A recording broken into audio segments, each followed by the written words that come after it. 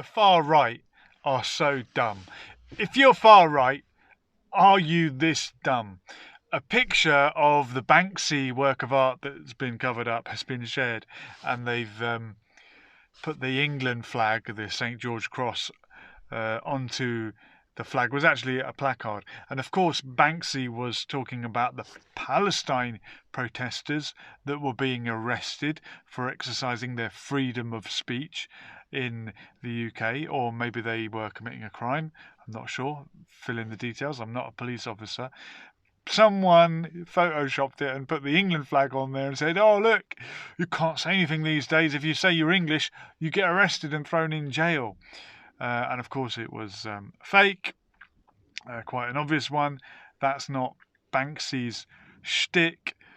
But the point being made by Banksy, where he left the placard blank, is that it could be anything. It so happens that it's Palestine in this instance, or Palestine Action, who I think might be a proscribed organisation, so you can't voice support for them, and I am not voicing support for them.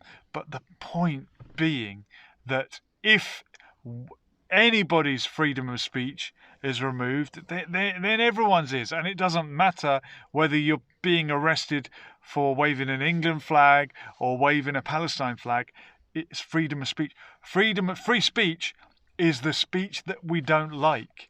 And I saw the people online reacting when they realised, oh, it's about Palestine, saying, oh yeah, if I saw them flying a Palestine flag, I would tell them to take it down. I would get rid of it. But I want to be able to fly the England flag. You've got to be able to fly them all. Whatever flag of whatever country you want to represent, you should be allowed to. Oh, if you want to fly the flag, go and live in the country.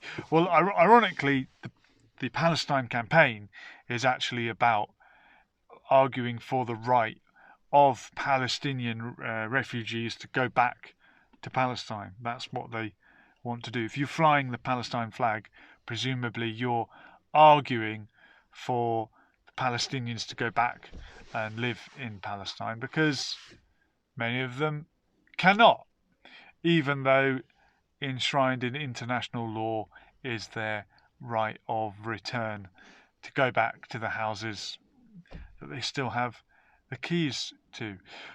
So that's that. But I don't know what the far right fascination is with the other side, and often flying an Israel flag.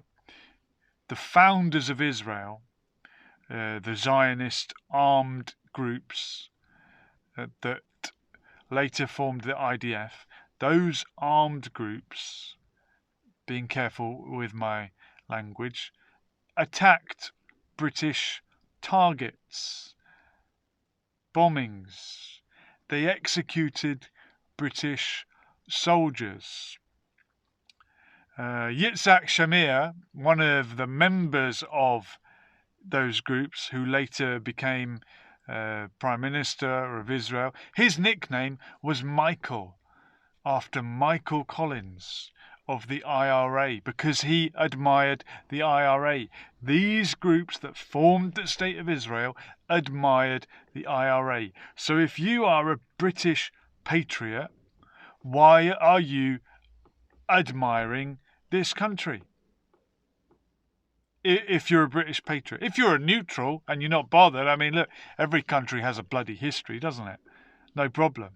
But if you're particularly British, it's odd that you would praise a country who's found, a bit like America. USA was founded by people that fought against Britain, wasn't it? Or have you forgotten that? The other episode from history, if you're interested, during the Falklands War, when the British soldiers bravely fought to defend that well-known part of England called the Falklands, who armed Argentina? Israel sold weapons to Argentina. So there's countless examples of why, if you're a far-right British patriot, you shouldn't really be flying the Israel flag. But as I say, if you're a neutral, then, well, that's up to you, isn't it? Anyway, let me know what you think in the comments and what you make of Banksy's masterpiece being covered up. I've never seen that happen before. Normally they're preserved and kept. What is it about this work of art by the court, isn't it? It's up by the court, the courts of justice. What is it about that one they don't like?